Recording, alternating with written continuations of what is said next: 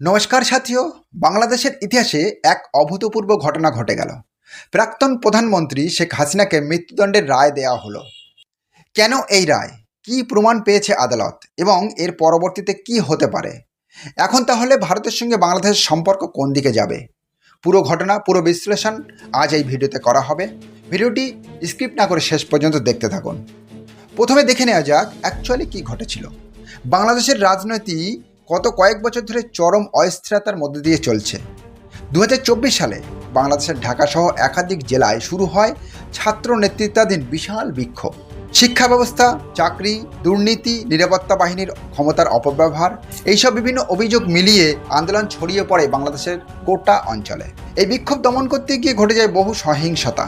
সরকারের বিরুদ্ধে অভিযোগ ওঠে অতিরিক্ত বল প্রয়োগ, গুলিবর্ষণ এবং পরিকল্পিত দমন অভিযানের। স্থানীয় ও আন্তর্জাতিক মানবাধিকার সংগঠনগুলো বেশ কয়েকটি ঘটনার ভিডিও ফুটেজ, সাক্ষ্য প্রমাণ এবং ডকুমেন্ট প্রকাশ করে।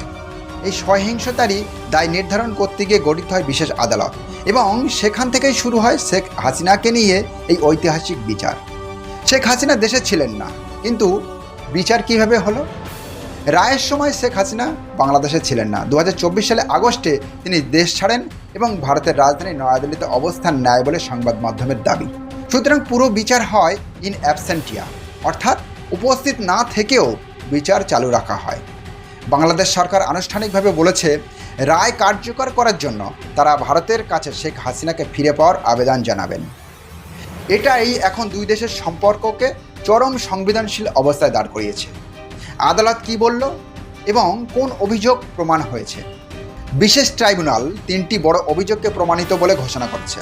নাম্বার 1, সহিংসতা দমনে মারাত্মক নির্দেশ প্রদান, অর্থাৎ আদালত বলছে যে বিক্ষোভ চলাকালীন নিরাপত্তা বাহিনীকে কঠোর দমন নীতি চালানোর নির্দেশ দিয়েছে শেখ হাসিনা। দ্বিতীয়ত, হত্যাকাণ্ড সংগঠনের দায় শেখ হাসিনারই ছিল। অফেন কোডেড অভ্যন্তরীণ চিঠিপত্র, নিরাপত্তা বাহিনীর রিপোর্ট এবং বিভিন্ন সাক্ষ্য প্রমাণ আদালতে উপস্থিত হয়। এগুলির ভিত্তিতে আদালত মনে করে তিনি ঘটনাগুলো থামানোর কোনো চেষ্টাই করেননি, বরং কঠোরতম নির্দেশ দিয়েছিলেন এই আন্দোলন থামানোর জন্য। তৃতীয়ত, মানবতা বিরোধী অপরাধ। এই অভিযোগটিই ছিল সবথেকে গুরুত্বপূর্ণ। আদালত বলছে শান্তিপূর্ণ বা অশান্ত উভয় ধরনেরই যে বিক্ষোভ হয় সেগুলোতে অতিরিক্ত শক্তি প্রয়োগ, হত্যা, গুম এবং নির্যাতন, এতে সরাসরি বা পরোক্ষভাবে রাজনৈতিক নেতৃত্বের দায় রয়েছে। সুতরাং আদালত এই 3টি অভিযোগে এই মৃত্যুদণ্ড ঘোষণা করে। আদালত এটি কোন আইনের ভিত্তিতে করেছে? না, এই ট্রাইব্যুনালের ভিত্তিটা এসেছে 2010 সালে গঠিত ইন্টারন্যাশনাল ক্রাইম ট্রাইব্যুনাল থেকে। এটি প্রথমে তৈরি হয়েছিল 1971 সালে যুদ্ধ অপরাধের বিচার করার জন্য। পরবর্তীতে আইনের কিছু ধারা সংশোধন করে মানবতা বিরোধী অপরাধ, রাষ্ট্রীয় উৎপীড়ন এবং নির্দিষ্ট ধরনের গণ অপরাধের বিচার করার ক্ষমতা ট্রাইব্যুনালকে দেওয়া হয়। সমালোচকরা দাবি করেন এই আদালতের কাঠামো রাজনৈতিকভাবে ব্যবহার করা হতে পারে, শুনানির স্বচ্ছতা নিয়ে প্রশ্ন থাকতে পারে এবং আন্তর্জাতিক পর্যবেক্ষকরা বহু মামলার ফেয়ার ট্রায়াল নিয়ে উদ্বেগ প্রকাশ করেছেন। তবে বাংলাদেশের অভ্যন্তরীণ আইনে এই আদালতের ব্যাপক ক্ষমতা রয়েছে, সে কারণে আদালত সর্বোচ্চ শাস্তি মৃত্যুদণ্ড দিতে সক্ষম হয়েছে। কেন আন্তর্জাতিক মহলে এই বিষয়টা এত আলোচিত?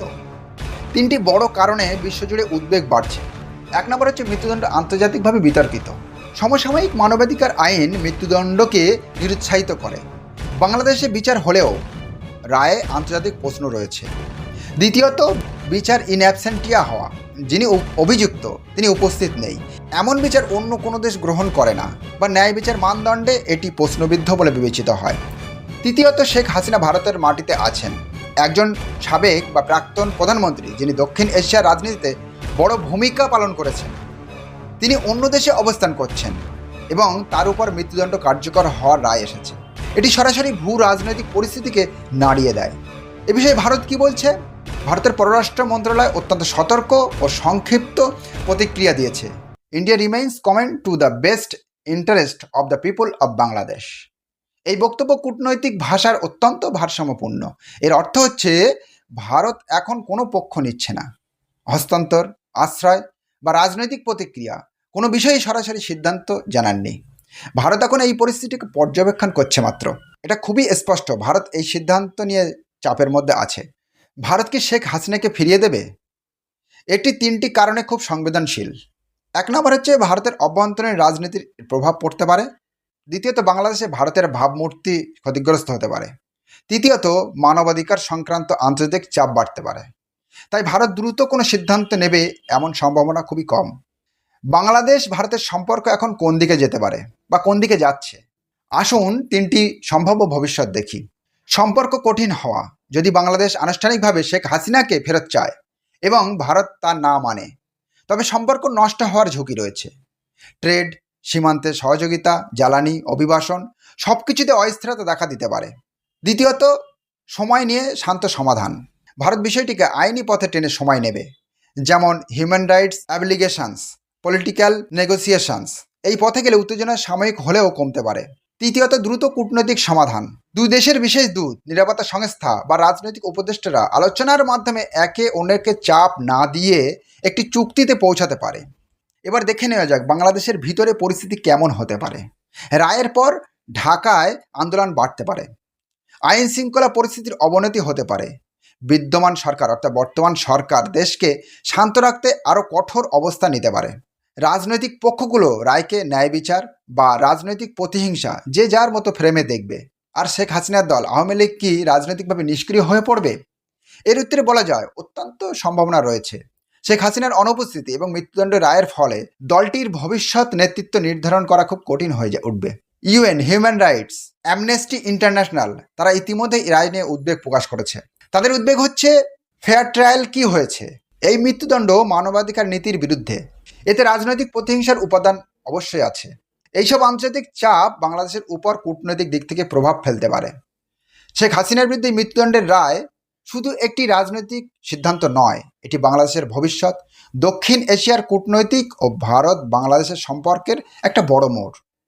এটি ন্যায্য বিচারের জয় নাকি রাজনৈতিক প্রতিহিংসা, সময়ই তার উত্তর দেবে। এই বিষয়ে আপনার মতামত কি? এই রায় কি সঠিক নাকি এটি ভুল পথে নিয়ে যাবে বাংলাদেশকে? মন্তব্যে জানাতে ভুলবেন না। ভিডিওটি যদি তথ্যবহুল লাগে লাইক, শেয়ার এবং সাবস্ক্রাইব করুন।